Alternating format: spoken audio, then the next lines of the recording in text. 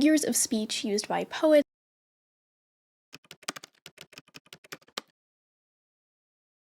Most of us learned in school that metaphors are literary devices, figures of speech used by poets and writers to add color and depth to their work. Think Shakespeare saying all the world's a stage, or Emily Dickinson saying hope is a thing with feathers, or hell, there's a whole Sylvia Plath poem called Metaphors, in which every line is a different metaphor for being pregnant. But in reality, metaphors are everywhere. Think about politics. We talk about elections as fights. We argue over who won debates, and the news reports on who's polling better in a Republican stronghold. These aren't just ways of making politics more dramatic and exciting. These specific turns of phrase actually affect how we experience politics. When we talk about an election like it's a war, we think about it like it's a war. We frame the entire process in terms of combat. Candidates attack one another's policies and defend their positions. They target swing state voters and launch offensives in battleground states. Even the term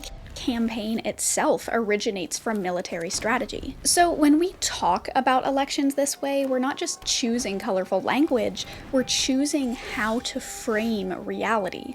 And the way we frame reality shapes how we think, feel, and act in response to it. But it's easy to forget just how much these metaphors influence our understanding of the world. Their influence goes so much deeper than you think.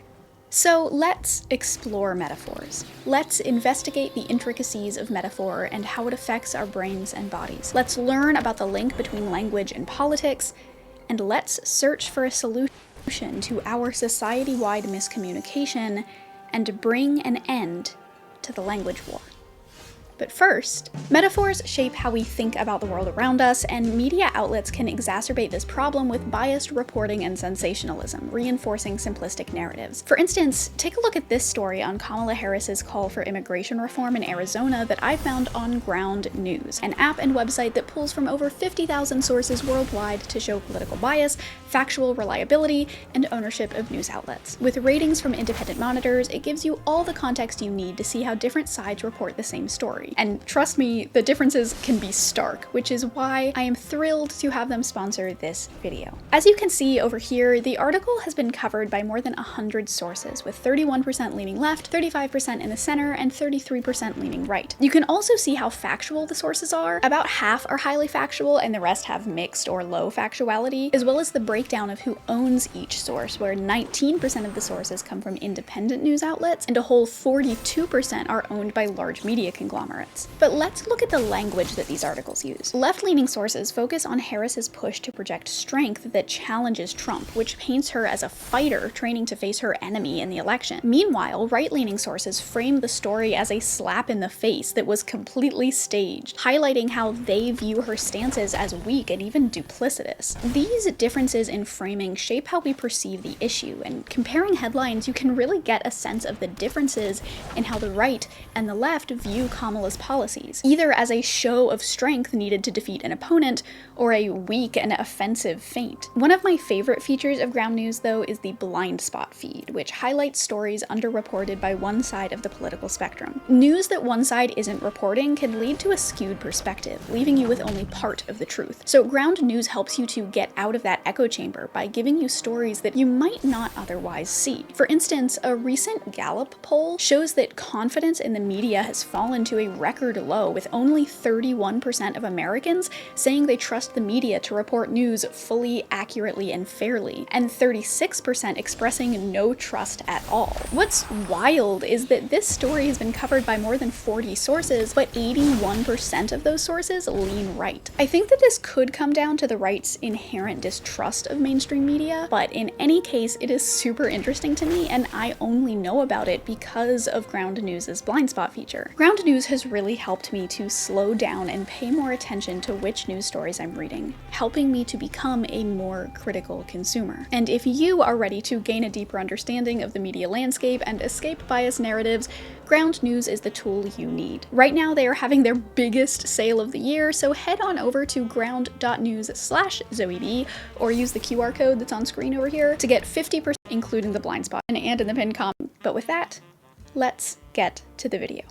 Metaphors shape how we think, talk, and make sense of the world. Even if we don't realize it, we use metaphors constantly, especially in English, which is what I'll be focusing on throughout this video, though this phenomenon exists in most languages in slightly different ways. But if metaphors really are as powerful as I'm suggesting they are, then it's worth figuring out the true extent to which they permeate our language. On the surface, there's the obvious metaphors, or structural metaphors as they're called by the linguists who study this stuff. With these metaphors, we take something concrete that we already understand and use its structure to make sense of something else that's more abstract or complex. So, like when we say politics is war, we're mapping the structure of war, conflict, strategy, winning and losing, onto the world of politics. It helps us understand what's happening in political debates, elections, or legislation because we're thinking about those complex things in more familiar terms. And we do this all the time. Think of any big, important part of life, and there is a metaphor for it. Love is complicated and messy and hard to wrap your head around, but if you frame it as a journey,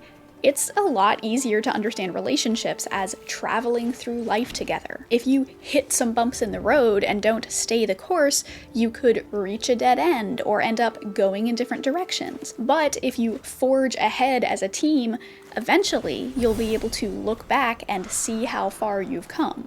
Or think about time. What even is time? I don't fucking know. But if we talk about it in terms of money, then time becomes something we can spend or waste or invest into things. It has value and should be budgeted accordingly. We also do this with history. The actual events that make up human history are complex and unstructured and can often be hard to parse. But when we conceive of history in terms of stories, myths of heroes and villains that follow familiar plots, these myths help us to make sense of historical events. But the actual makers or agents of history can also consciously pattern their actions on that particular source domain. So when politicians frame themselves as heroes coming to save a nation, or say that they want to turn the page, they're using this metaphor of history is a story and applying a narrative structure to justify their actions in the minds of voters. There are also ontological metaphors, which are basically the squishier, more abstract version of structural metaphors, and they mostly just help us grasp nebulous concepts by putting them in grounded, concrete terms. Like what I just said is an example of that. We grasp concepts. Not literally because they're not objects that can be touched, but metaphorically. We think of knowledge and ideas as little packages of information that we send off to the people we're communicating with. If you grasp an idea, that means that you have received and unpacked what someone sent to you. The personification of emotional states is also a kind of ontological metaphor. We talk about being filled with love or joy and haunted by guilt or fear.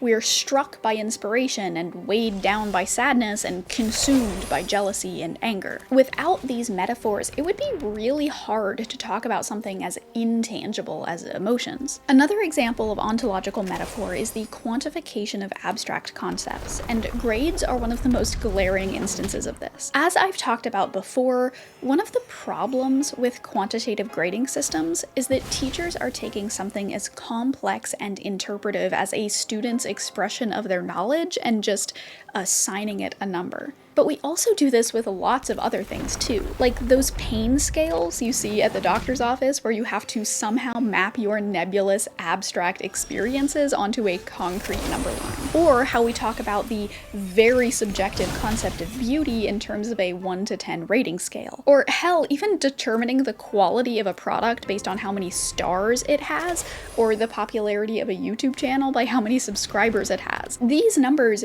don't actually mean anything. They're just standing in for the real, if abstract, concept that we're actually trying to understand. There's also metonymy, which is when you use part of a thing to refer to the whole thing. Like saying the White House put out a statement when you really mean the president or someone in their administration. Or if someone asks a celebrity who they're wearing when they just want to know who designed their clothes. Now, some metaphor scholars don't classify metonymy as technically the same thing as capital M metaphor, but they are related concepts. There's also visual metaphors, which take advantage of visual shorthand and symbolism. We obviously see these most in visual media like films and advertisements and political cartoons, where colors carry deeper meanings, people stand in for concepts or groups, and animals represent ideologies. Hitchcock famously used visual metaphors to imply sexual relationships when they couldn't be shown on screen. A train entering a tunnel and fireworks going off are implicitly sexual, even if on a purely concrete level they aren't. Unless you're into that, I guess. But metaphors go even deeper, because there are also what are called orientational metaphors, which pop up all over the place in language.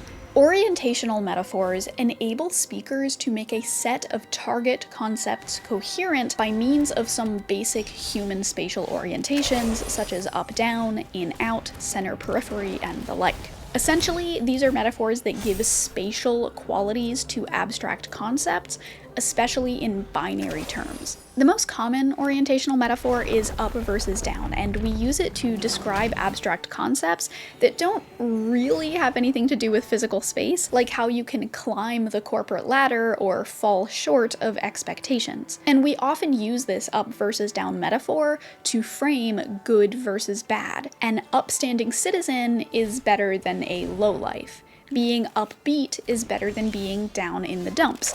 It's better for your health to be on the up and up than in decline. You'd rather be on top of things than have a project go downhill. Also, just as an aside, this is part of why the phrase "it's all downhill from here" is so confusing to a lot of people, because moving downward is easy. Rolling something down a hill is smooth sailing, to mix my metaphors, but because we're so used to down being bad, the meaning of this metaphor isn't necessarily intuitive. Orientational metaphors aren't just directional, though. There are lots of qualities that fit this mold, like whole versus part, open versus closed, and light versus dark, and all of these fit that same basic schema of good versus bad. Think about the phrase, "he's half the man he used to be." This is based on both the quantification of abstract concepts that we talked about earlier, and the orientational metaphor, whole is good, part is bad. Or if we talk about someone being closed off, that's a bad thing. And pretty much every story of good versus evil frames it in terms of light versus darkness. So clearly, metaphors are all over the place in our language, and their prevalence is important to keep in mind, because there are actually tons of studies showing that the language we use when thinking doesn't stop at the linguistic level. It's also conceptual. In other words, our metaphors aren't just fun little additions that we sprinkle onto our ideas, they are our ideas. And this has some pretty big implications. Now, I know that this is all super abstract, so let me give you an example. You know how you can talk about objects being close to each other when they're a similar shape or size? That's linguistic. It's a metaphor. Desmond is eating a cardboard box. Come up here and sit with me and stay out of trouble. Don't you even hop up on there. That's linguistic. It's a metaphor. But it's a metaphor that is so ingrained in the way we think that studies have shown to our brains similarity and spatial closeness are connected concepts. Or take this other study, which showed that we don't just talk about power in terms of vertical position, like referring to executives as the higher-ups or calling the presidency the top office. We actually organize groups in vertical orientations in our minds. Our brains take this totally abstract concept of power and map it onto the concrete physical dimension of vertical space. So when we talk about power in terms of verticality, that's not just a fun little language thing. Our brains literally think about power in those terms. But it goes even deeper. Many cognitive scientists argue that because language is such an intrinsic part of thought, and because thought is such an intrinsic part of being, the language we use is actually connected to our physical experiences, what's called embodied cognition. For instance, you know how we sometimes talk about friendly people as being warm, or if someone ignores you, they're giving you the cold shoulder? According to one study, this language is embodied. In study 1, participants who briefly held a cup of hot versus iced coffee judged a target person as having a warmer personality, generous, caring. In study 2, participants holding a hot versus cold therapeutic pad were more likely to choose a gift for a friend instead of for themselves. So we don't just talk about people in terms of warmth, and we don't just think about people in terms of warmth, but we have a real physical relationship between just the concept of people and the physical experience of warmth, or the lack thereof. Other researchers found that people who held heavier objects rated issues as more serious or important than those who held lighter objects. Just like how we describe ideas as carrying weight, the physical experience of weight affects our judgment and decision-making. The abstract concept of importance is grounded in bodily experiences of weight. Experiencing weight influences judgments of importance because the concept of importance is linked to the experiences of weight. So again, when we talk about the weight of issues, that's not just metaphorical, it's physical. There's another study that wanted to look at how our brains process the light equals good, dark equals evil metaphors, and so participants were asked to recall an ethical or unethical behavior from their past, and then rate the brightness of a room or intensity of light they perceived in an image. And the researchers found that people who recalled unethical actions were more likely to perceive their surroundings as darker, and those who remembered moral behavior perceived things as brighter. The metaphor that goodness is light and evil is darkness isn't just linguistic. It's not just a common literary trope, it's how our brains work. So metaphors aren't just all over the place. They're also interwoven with how we experience the world both mentally and physically.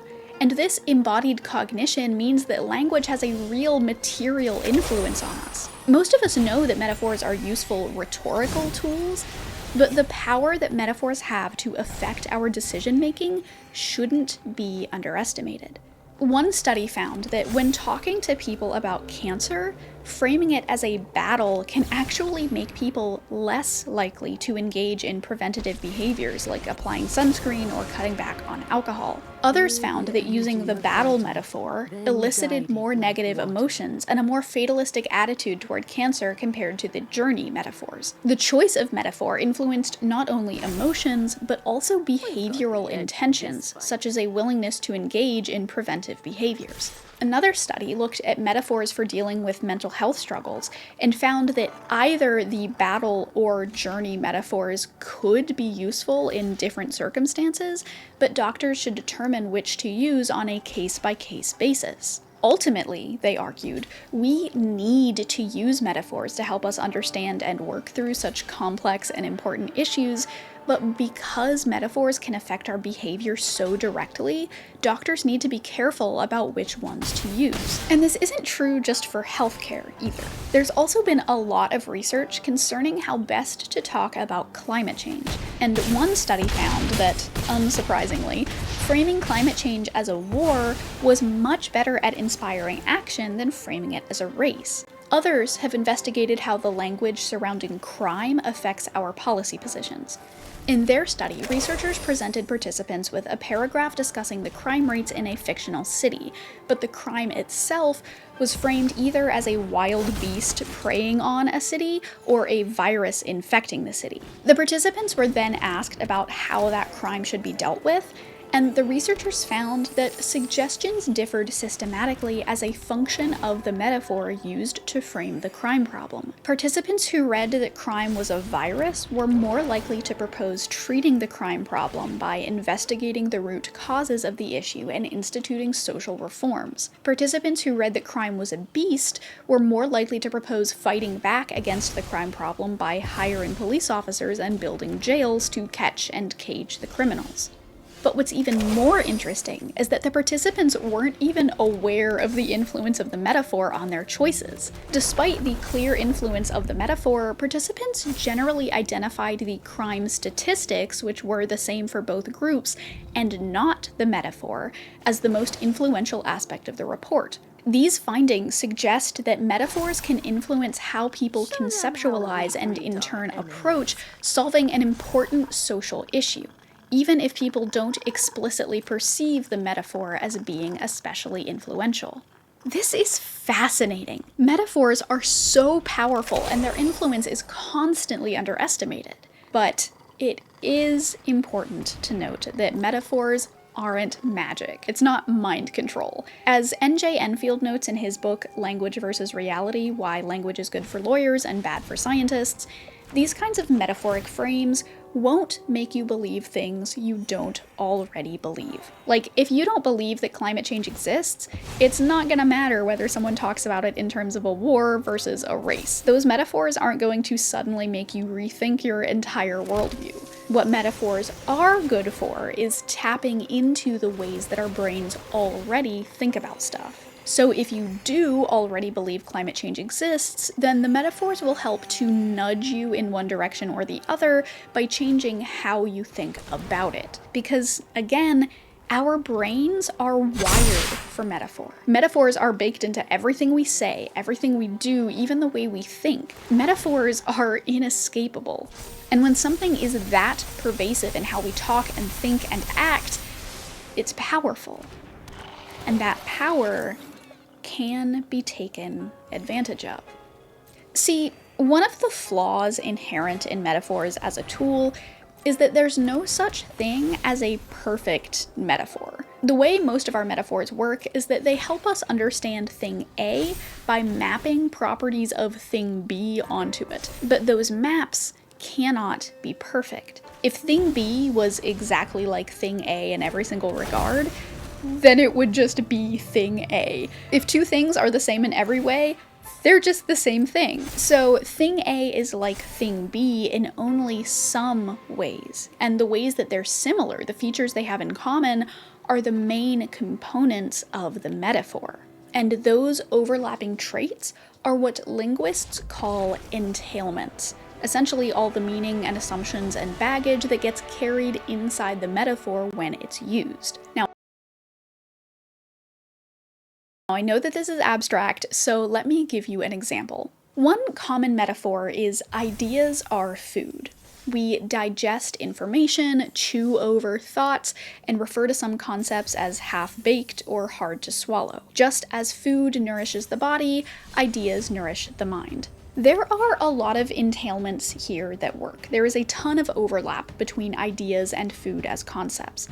Both are prepared, and the more care and training the person preparing them has, the better presented and usually more nutritious they are. We can have cravings for certain kinds of food and certain kinds of mental stimulation. On the most basic level, both of them are things we take into our bodies, whether through our mouth or through our eyes and ears. But they don't map perfectly onto one another. For one thing, the physical act of using calories to fuel our bodies isn't really how ideas work in our brains. Ideas are useful, but they're not really fuel in the way that food is for our bodies. Eating food is also a lot more passive. There are very few foods that are actively difficult to eat, whereas many ideas are challenging to consume. Food is also finite, where ideas are not. One idea can feed an infinite number of brains. The metaphor also implies that once you have an idea in your brain, that's it.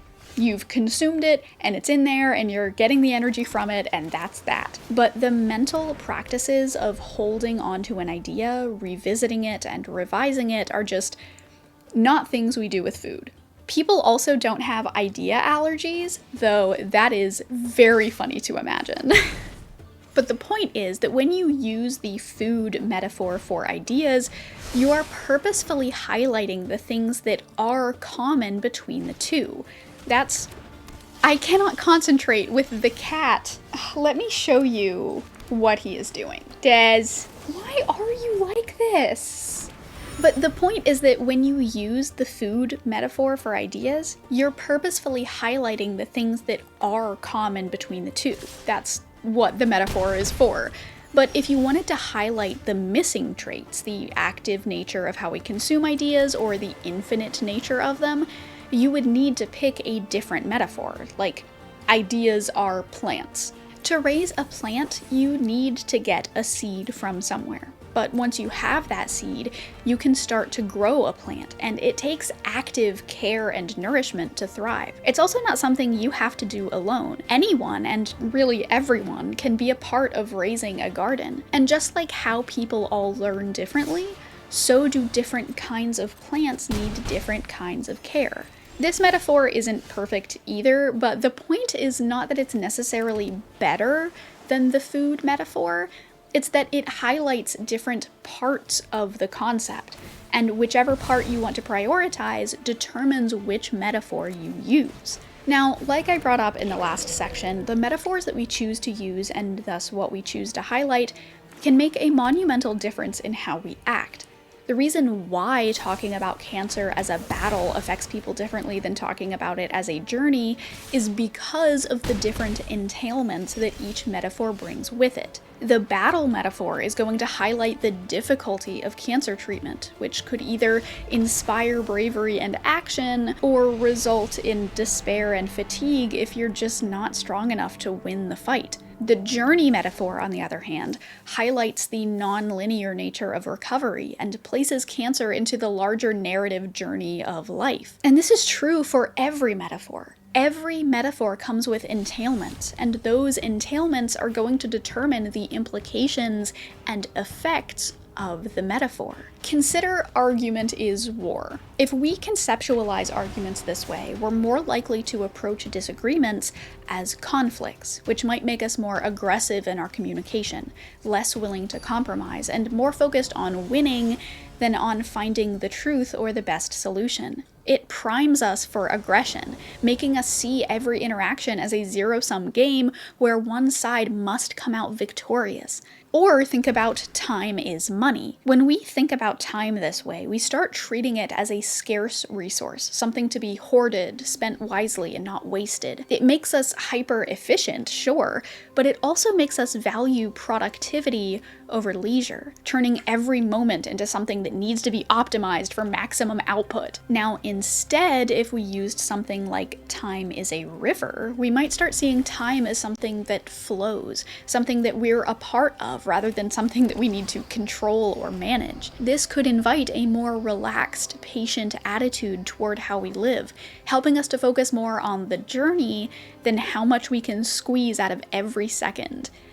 Or here's another example. Suits, honor, flowers. Colonel, those are all tile sets in mahjong.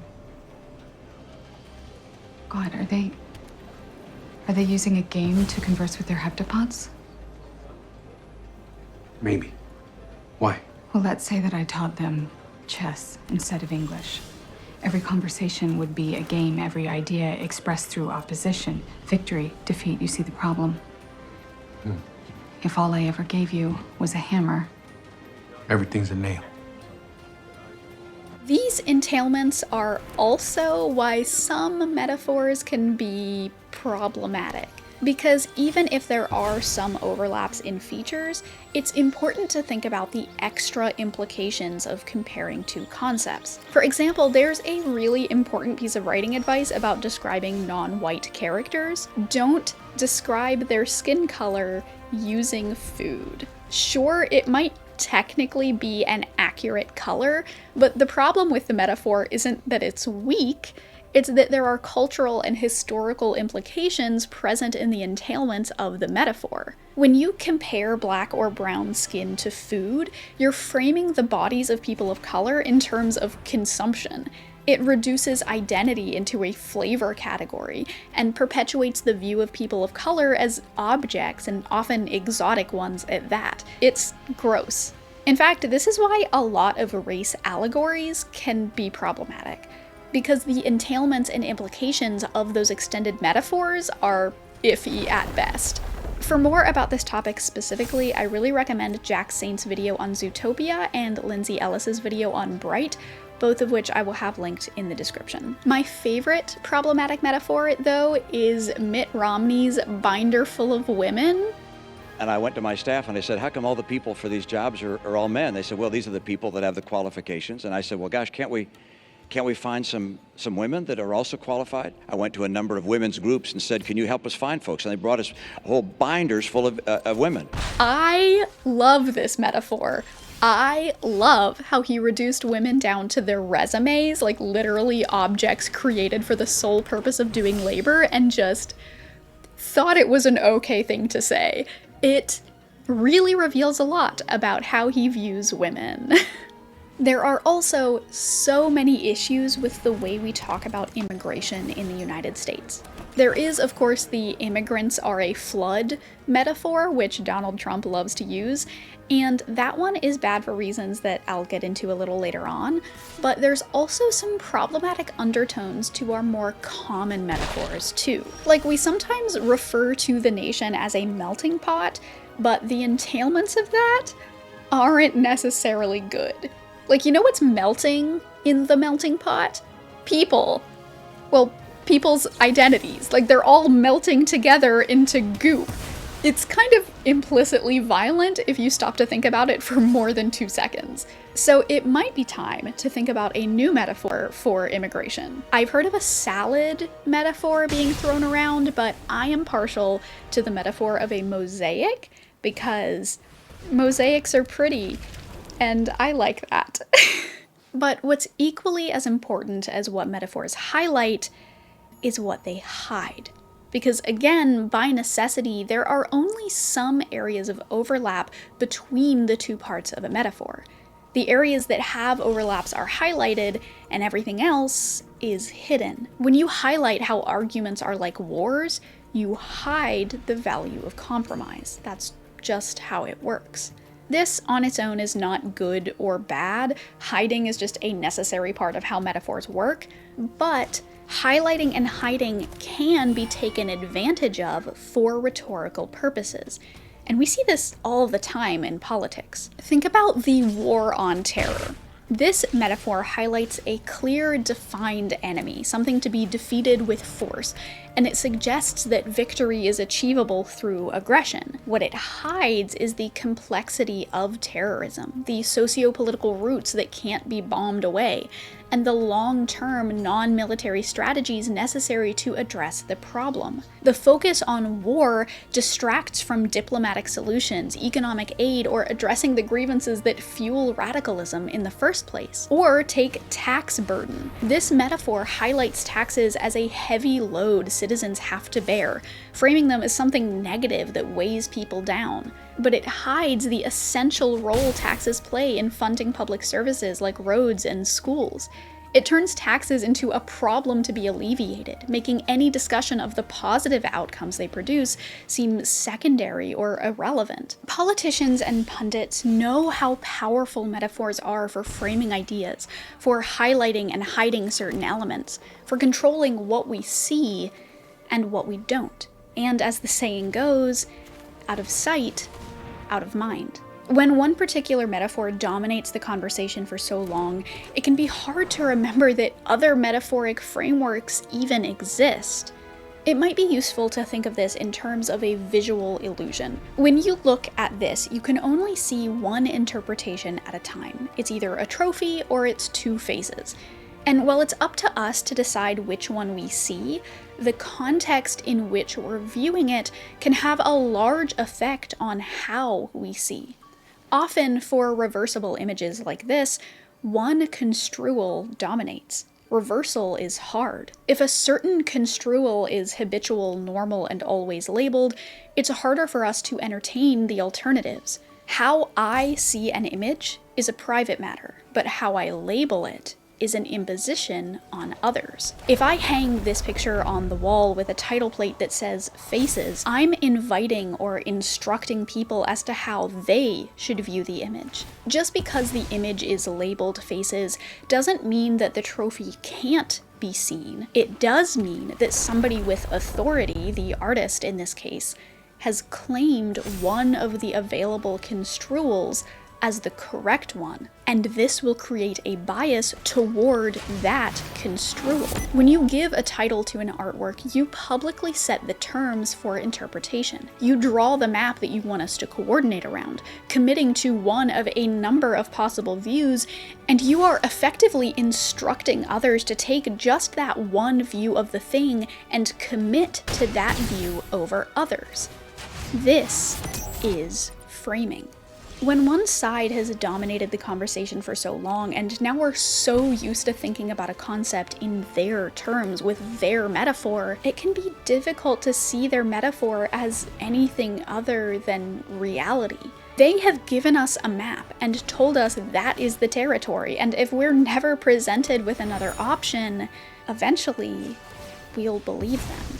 When we're told over and over and over about a war on drugs, we start to believe that drugs can be defeated like an enemy and should be treated as such. We start to forget where drugs come from or how addiction happens. We start to forget to even ask about those things. When we're told over and over and over that taxes are a burden, we start to believe that they do weigh us down, that we should minimize them.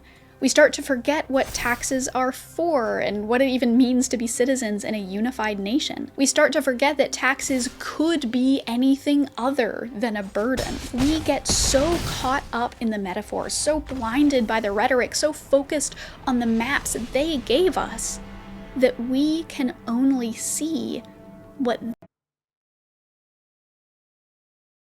they want us to see. But it's important to remember, metaphors aren't the thing they're describing. Metaphors are just tools that we use to help us better understand and interact with concepts. Metaphors aren't reality. In fact, language in general isn't reality. Every time we try to describe the world around us, we are using a tool. Language is just a tool.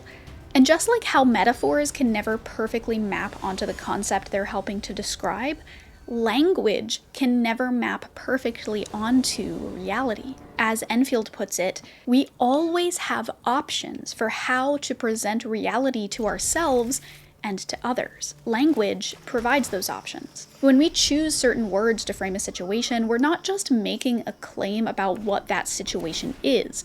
We are proposing to others that they coordinate with us around that framing and not around other conceivable ones. Every act of framing makes claims about what territory needs to be traversed, and it foregrounds certain landmarks to be used for coordinating the journey. When you're handed a map made of language, remember that it is not the territory.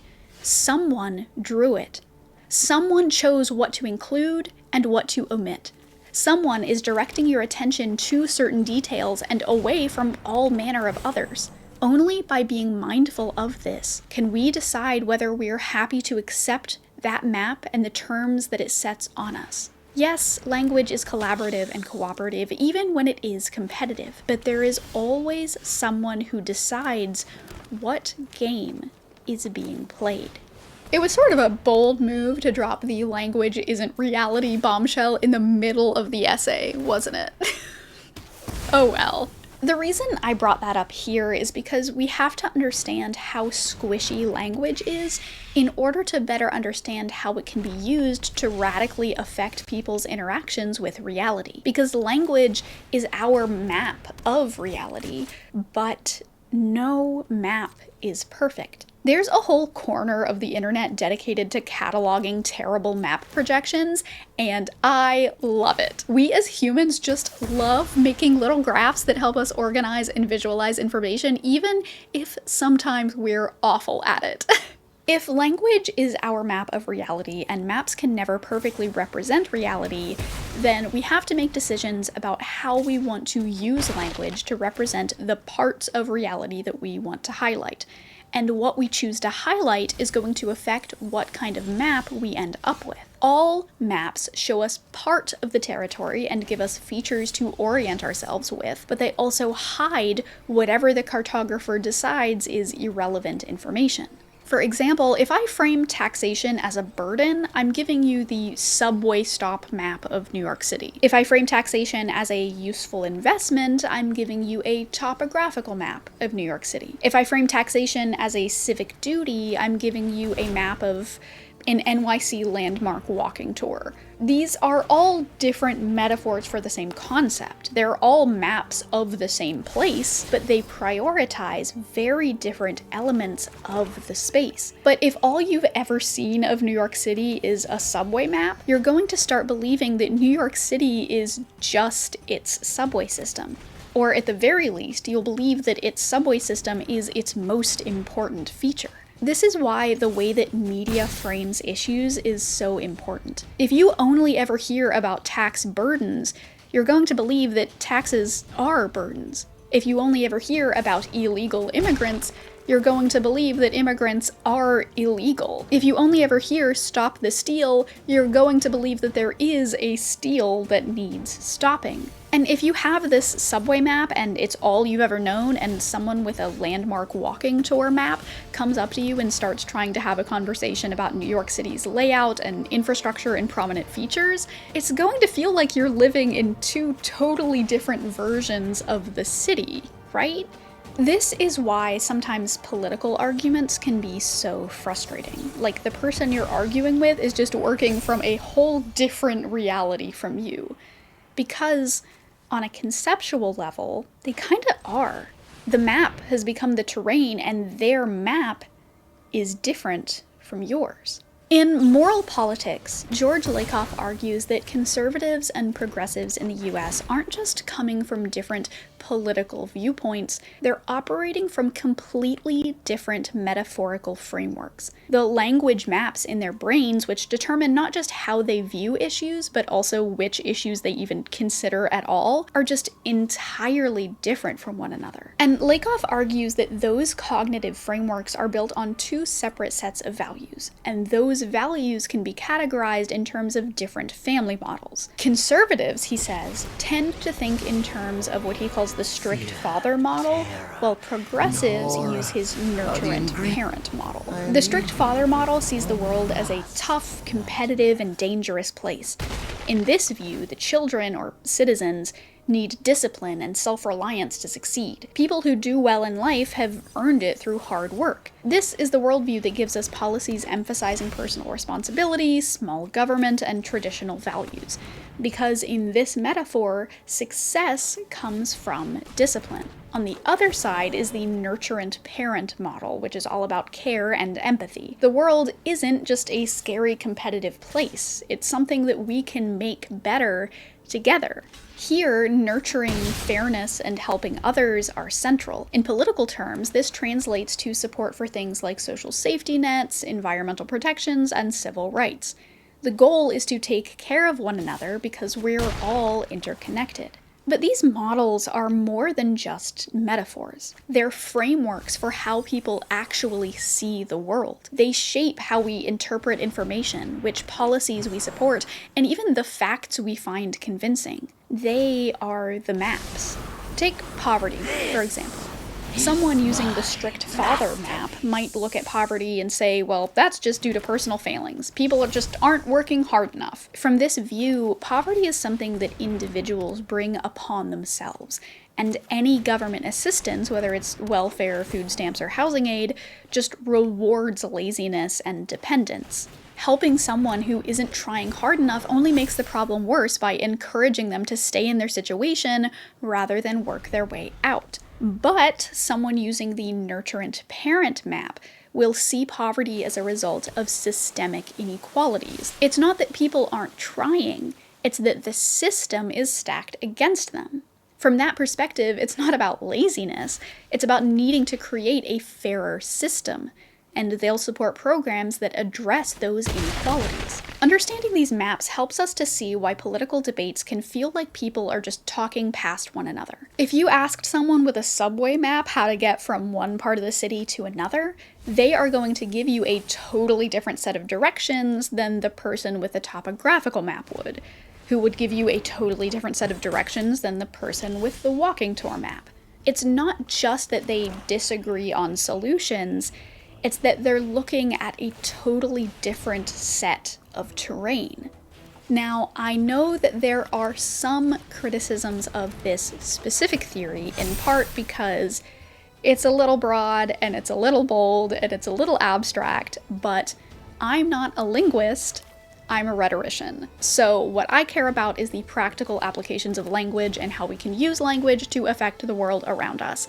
And in this case, this theory might feel like a little bit of a stretch, but these family models show up all over political rhetoric. Conservatives talk about tough love in social policy, and progressives talk about the government taking care of its citizens. Some pundits even use this kind of language outright. In their analysis of the writing of right-wing commentator Rush Limbaugh, researchers found explicit government as parent metaphors in his work. According to Limbaugh, the liberal vision is to replace the capitalist system with a utopian socialist government that replaces fathers as providers. American society under liberal leadership is understood as a dysfunctional family of lazy and dependent pigs. But rather than being the kind of parent who continually provides sustenance, the government should play the role of a stern but encouraging father who provides opportunity rather than continual sustenance. In doing so, the government is not usurping the role of the real father, but is encouraging people to be self-sufficient individuals who strive to maximize their potential. This shift in the government's role gets people out of the dependency cycle and into the capitalist system. There's also an even more explicit and up-to-date example of this from a Tucker Carlson speech at a Trump rally that he gave the day before I finished editing this. There has to be a point at which Dad comes home. And he's pissed. Dad is pissed. He's not vengeful. He loves his children. Disobedient as they may be, he loves them. But he's very disappointed in their behavior, and he's gonna have to let them know. And when Dad gets home, you know what he says? You've been a bad girl. You've been a bad little girl, and you're getting a vigorous spanking right now. I'm not gonna lie, this is gonna hurt you a lot more than it hurts me. And you earned this. You're getting a vigorous spanking because you've been a bad girl. And you're only gonna get better when you take responsibility for what you did. I put up with this crap for a long time. I indulge your little fantasy. It's like when your teenage girl becomes a vegetarian, you're like, okay, that's, okay, it's fine. But if that phase goes on for 9 years and includes destroying your major cities and allowing your country to be invaded, why shouldn't we feel threatened by that? If they go out of their way to crush families, if they do all of that, they need to lose. And at the end of all of it, when they tell you they've won, no. You can look them straight in the face and say, I'm sorry, Dad's home, and he's pissed. There's also that famous Dennis Prager clip. I want mommy, I want milk, I want to be held, I want to be comforted. For a more serious example, take the famous GoPack memo written by Newt Gingrich. Gingrich's GoPack document was a training manual for Republican candidates written back in the 90s, and it encouraged politicians to use emotionally charged language and metaphors to frame Democrats as enemies of American values. It had a whole list of words that politicians should use to describe Republicans and their policies, like common sense, confident, control, family, hard work, pioneer, protect, provide, strength, success, and tough. But there was also a whole list of words that should be used to describe Democrats and their policies, like abuse, compassion is not enough, consequences, excuses, insecure, permissive, selfish, spending, traitors, waste, and welfare. There's a clear line between these two sets that falls along the strict father, nurture, and parent dichotomy. The Republican list is focused on strength and responsibility, while the other takes aim at welfare and other policies that are seen as dangerously irresponsible. This is why debates over terminology in politics aren't just semantic quibbles. When politicians argue over whether to call something right to work versus union busting, or enhanced interrogation versus torture, or gender-affirming care versus child abuse, they're fighting over what kind of map to make, because they know that the maps determine what we see as problems, what we consider to be viable solution, and even what facts we find relevant or convincing. They determine how we experience the world. This is also why just listing a bunch of facts doesn't do a good job of changing people's minds. I talked about this at more length in my Facts and Feelings video, but essentially, these cognitive frameworks that people are working from are sort of immune to facts. When you present someone with evidence that contradicts their map, they make the evidence fit or get rid of it. If the facts don't fit the map stays and the facts bounce off. If you tell someone with a subway map that there's heavy winds causing damage to infrastructure, that fact has no bearing on their map, so it just goes away. It's not that they're stupid or willfully ignorant, it's that the way they experience reality is fundamentally disconnected from the information you've provided them. And this is actually part of why I like this theory of cognitive frames so much, because I truly don't believe that the people who disagree with me ideologically are all stupid or evil. People aren't irrational. It's just that the rationality that they're following is subjective.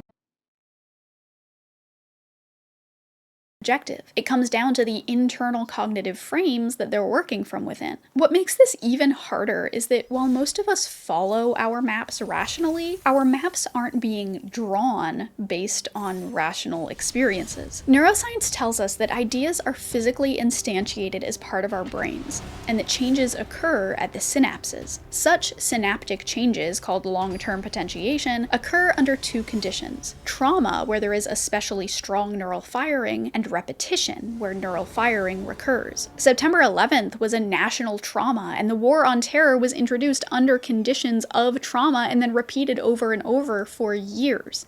The result was that the metaphoric idea became physically instantiated in the brains of most Americans. So when there are big paradigm-shifting events that spark new kinds of language use, that language sticks. And political discussions often have to do with these big, emotionally powerful issues. Like, if you truly believe Trump won the 2020 election, but that the election was rigged and stolen from him, and if that was a traumatic event for you, as many events were in 2020, and then you heard "Stop the Steal" repeated over and over and over and over and over, then of course that would cement that framework in your mind. And no amount of evidence is going to be able to change that.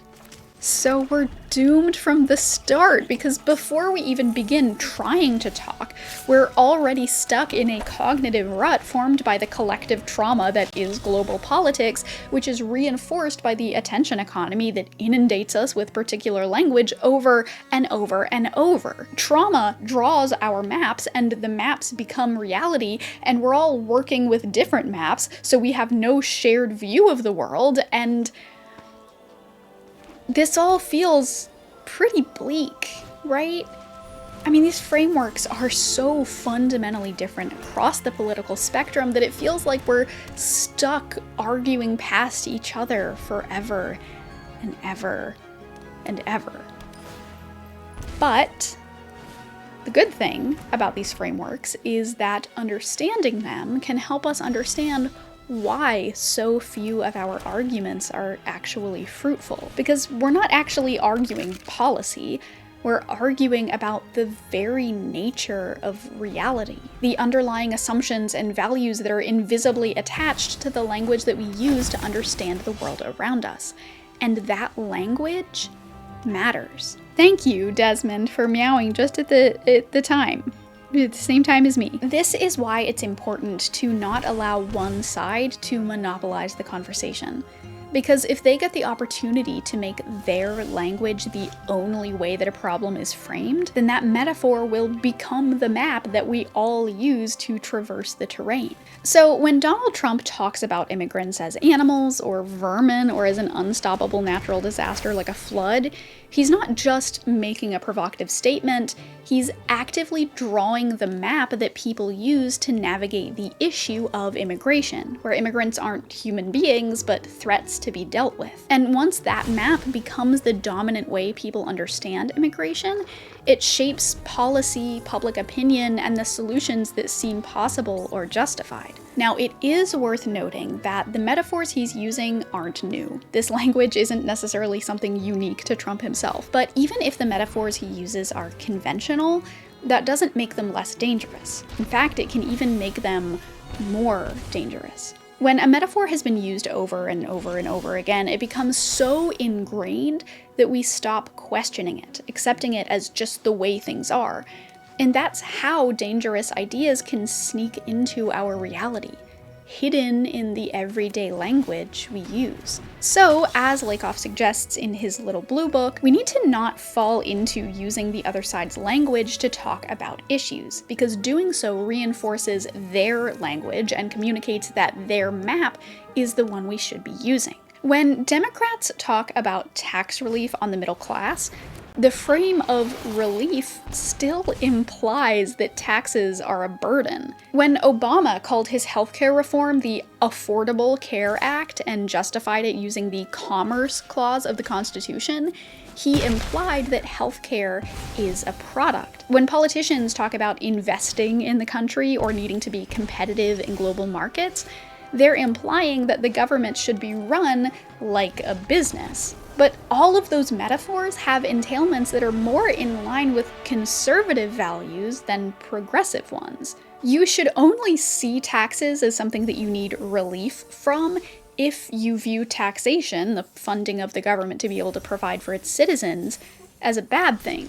You should only see healthcare as a product if you value markets and profits above human rights and well-being. You should only see the government as a business if you think the role of government is to turn a profit rather than to protect and provide for its citizens. It's important to point out that these ideas aren't necessarily bad in a vacuum. Like, I do think that some people should pay fewer taxes, and I think that the Affordable Care Act did provide something that was absolutely lacking in this country. The issue is that these Democrat talking points are framed using conservative language. So if progressives shouldn't use conservative language, what kind of language should we use? Well, the first step is to understand where you are coming from. What are the values that your beliefs stem from? What are the forces that drew the map you're using to orient yourself? Community? Equality? Then work on reframing the way that you think about specific policies to fit those values. Taxes aren't a burden, they're part of your civic duty to your community. Healthcare isn't a product, it's something that should be available to all Americans regardless of wealth. The government isn't a business, it's a system whose job is to provide for all its citizens. Then, if you want to change someone's mind, you have to understand the framework that they are working from. What values and beliefs underlie the map they are using. And then once you find out where your values overlap, you can use your language, which has been built on those overlapping values, to help them understand your positions. Like, if someone is against universal health care because they see it as something that limits their freedoms, then you won't get anywhere by talking about how it's a human right and every other country does it too. Instead, focus on that idea of freedom. Our current system actually limits freedoms too. Our health insurance is tied to our labor, and so our decisions are being made for us by our employers and by for-profit insurance providers who can tell you which doctor you're allowed to see and which medications and procedures you're allowed to get. And there are a ton of people who would love to start small businesses but can't because they're tied to the insurance provided by their jobs. That's not freedom. Now, I know that it sounds obvious to say that you shouldn't frame your argument in terms that your opponent doesn't value, but sometimes it's an important reminder. Just because something matters to you, that doesn't mean it matters to the people you disagree with. In fact, it probably means that it does not matter to them. Liberals assume their own values are universal values, and then further assume that all they need to do is present the facts and offer policies that support these universal values. But values are not universal. A liberal will thus never persuade a thoroughgoing radical conservative because moral differences that determine personal identity are deep, residing in brain circuitry that is long-lasting, or even permanent. These sorts of disconnects are actually why a lot of us think that people on the other side of the political aisle are hypocrites. Conservatives say they want small government, but then also want more military funding. Progressives say my body, my choice, but yet I have to get the COVID vaccine.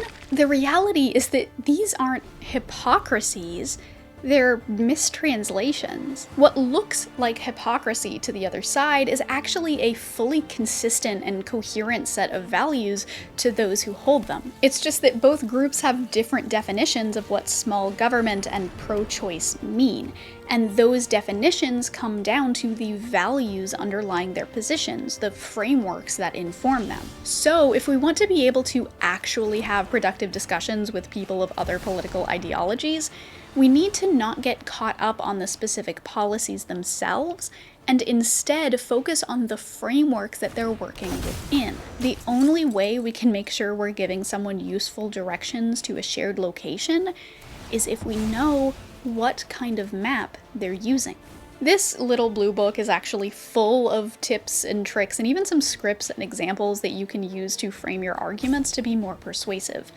It's a tiny bit outdated because it came out in 2012, which was just a whole lifetime ago, but I still think that it's an interesting little rhetorical handbook if you want a guide for how to reach people who are working from different cognitive frameworks. I also recommend just all of Lakoff's books, especially Don't Think of an Elephant and The Political Mind if you want practical applications of these framework theories, and Moral Politics if you just want more of that underlying theory. I think that his work should honestly be required reading for anyone, especially progressives, who are interested in better understanding how we think about politics. But honestly, these tools aren't just useful in terms of politics. You can use an understanding of metaphor in all of your communication, especially in interpersonal relationships. The next time you're in an argument and trying to find a solution, look at what kinds of metaphors are being used in your discussion, and consider the entailments they bring along with them. Be mindful of the language you use to describe others and their actions, and think about the implications of the metaphors that make their way into your speech. If language is a map, what landmarks are you guiding others around? Metaphors are powerful tools. They can shape how we experience reality. But it's also important to remember that metaphors and language in general are just tools for persuading, not measuring objective reality. Language is a map, and no map is perfect. So choices always have to be made. It's our job to always ask which choices people have made and why. When Trump says he wants to make America great again, we need to ask, when were we great? When Kamala says she wants us to not just get by, but get ahead, we need to ask, ahead of whom? When politicians say the border is broken, we need to ask, if this is broken, what does it mean to be fixed? When the media says parents' rights, ask, which parents? When they say traditional values, ask whose tradition and whose values. When they say pro-life, whose life? When they say trust us, why should we? In a world that desperately requires wisdom at all points, we have a duty to know and understand how language works, both on others and on ourselves. We have a responsibility to be mindful of how our linguistic choices manipulate people's attention, terminate their thinking, and implicate them in joint commitments. And when we hear the things that others say, we need to be mindful of their goals and motivations which underlie their choices of certain words and not others. If their words invite us to coordinate around some linguistic construal of reality, we must ask, why this map and why those landmarks? What are this person's reasons for saying that and for saying it like that? How else could it have been said? In the mercurial cartography of language, we need to remember there is a real terrain beyond the maps. Language is just a map, and like any map, it's not going to be able to perfectly capture the reality around us. It can't. So it's up to us to choose which features of the terrain we want to highlight and which we want to hide. The metaphors we use to draw our maps are necessary. They're a fundamental part of how we communicate and how we think, but there is a terrain beyond the maps. I wanted to share this stuff because a decade ago, when I first learned all about these conceptual metaphors and embodied cognition and political frameworks, it blew my mind. This topic has shaped the way I think about things, and it's honestly kind of obvious in the rest of my work. Throughout this video, I kept having to stop myself from saying, as I talked about in this other video, because the fact is, most of my other videos tie into this topic. This topic is the through line across my entire channel because it's the through line for me. I think language is incredibly beautiful and interesting and powerful, and we could all stand to be a little more aware of how it affects others. Because if you had the power to shape reality with your words, what would you do with it? Thanks for sticking around until the end of the video. This one was supposed to be short, but it ended up, I don't know what, probably around an hour? I'm so sorry. I don't know how this always happens. This is just... Anyway, this video meant a lot to me. Like I said at the end there, this is something that I've been wanting to talk about for years, and these ideas are pretty fundamental to how I think about things, so I hope that you liked it. And if you did, then be sure to comment and like and subscribe and all the YouTube things. As always, I want to give a huge thank you to my patrons and channel members whose names are scrolling by over here, and I want to give an extra special thanks to Hugh Sophia, Jared S., Justin Lowry, Megan Lowndes, and Shep Alderson. Thank you all so very much. I truly would not be able to do any of this without you. But now it is time for my patron poem of the video. For Evie, here is a little special Halloween-themed poem, Yet Not a Nightmare. I dreamed I was standing in a crowd in the dark, hot with stares and choking on words stuck in my throat like sopped up crust. I was trying to swallow, my throat muscles contracting, folding in on themselves, so I knelt and I reached into my mouth and I pulled at the crust in my throat, and I pulled, and in my hands were the ropes of my intestines, all warm and moist and firm muscle, slippery in the way that told me it was wrong, and I pulled, still trying to swallow around the cord, still emerging, now coiling on the ground, my eyes watering and wide, and in the wet of tears and sweat and fear, I woke with a tightness in my throat and hands that remember. And until next time, stay safe, stay warm, and I will see y'all again soon. I hope. Bye, folks.